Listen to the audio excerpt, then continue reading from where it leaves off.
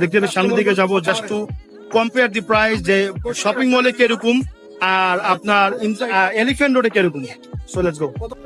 তো আমরা এই দোকানটা অলরেডি দেখা শেষ, তো আমরা দেখতে দেখতে আরো সামনের দিকে যাব। তো এখানে আরো কিছু জুতো আছে দেখতেছি, এখানে সুন্দর সুন্দর কিছু জুতো আছে স্টাইলের।